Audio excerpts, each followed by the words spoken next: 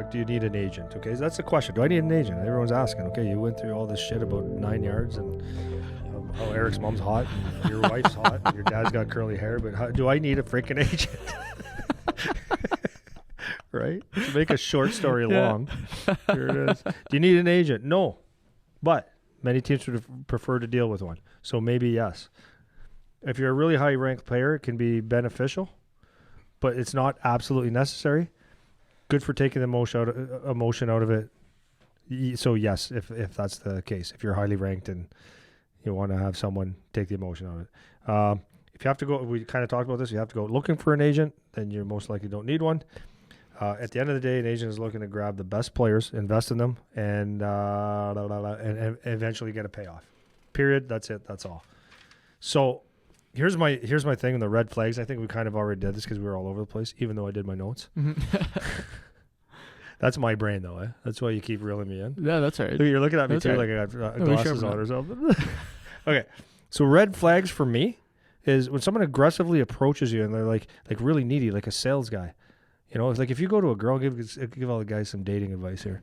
If you go up to a girl and you go up to her, oh my God, you're the best ever, and I'd marry you right now, and then like, can I buy you dinner, and can I like move in with you and all that stuff? They're gonna go like, whoa, right? You're selling it hard, man.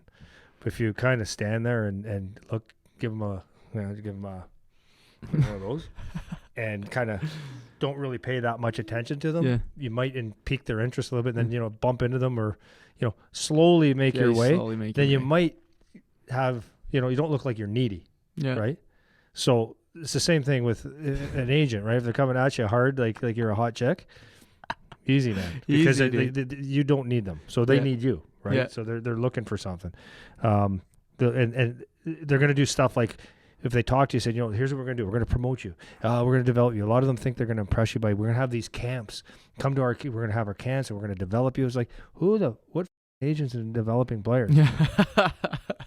How do you know that? How would I need? Yeah. Right? So they think that's a selling feature. Like for me, that's not a selling feature.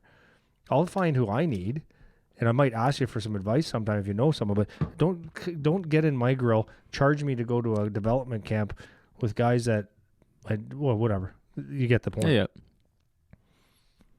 There's a fee, or they're going to get you to the next level.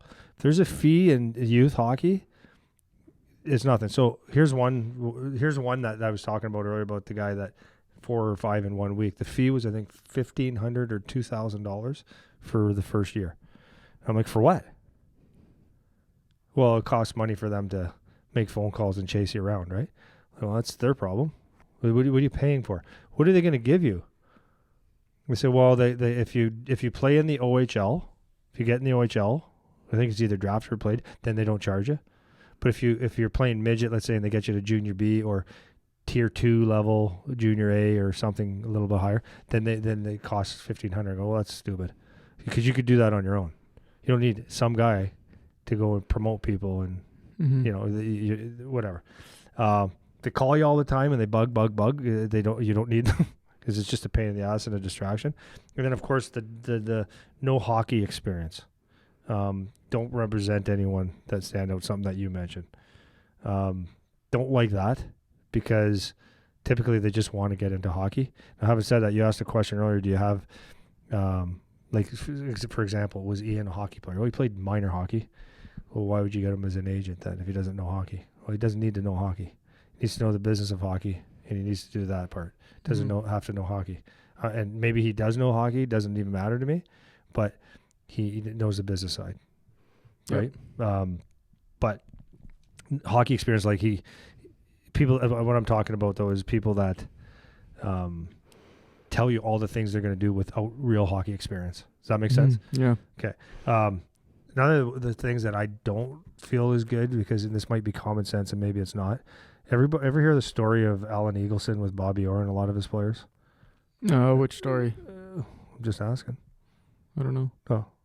So came out, Alan Eagleson went to jail for this. So he's one of like the original agents. And what happened is he was milking money from them. He stole. These guys busted their ass and stole money. Yeah. So I'm not saying that, although there is stuff like that.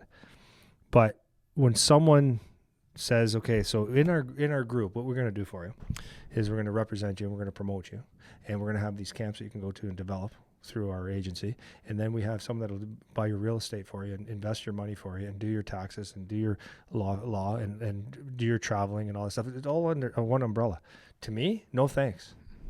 No thanks. How, because I like you, Eric, does that mean I have to like all your friends? If I trust you and that's we're doing business, doesn't mean that your lawyer is the guy that I need and your tax guy is the guy I need. Sometimes it could be beneficial, but that's a red flag to me. It's too much under one roof. Yeah. So if one thing goes south, you got one criminal in there. If you happen to make it, you're screwed, right? Yeah, for sure. One argument even. So they got this big, huge team of people. It's like, I don't know, whatever. Who needs or who benefits from an agent or advisor? High-end prospects. We did this with a real opportunity to sign a contract. That's who needs it. Yeah, I want to hit that one hard. Okay, so like if we can boil like all the stuff we're talking about, if we can boil all this really down to just like one easy sentence that people can take away, is that if you're not a top prospect when you are 14, 15, 16, if you are not one of the best kids, then you do not need one. No. That is like the easy way to say that. Like that's the simplest way to boil it down. No contract anywhere else. That's it, because you're not dealing with the business of hockey. Right. Like the likelihood of you dealing with the business part of hockey is very low, meaning you don't need to have one. That's right. That's the bottom line.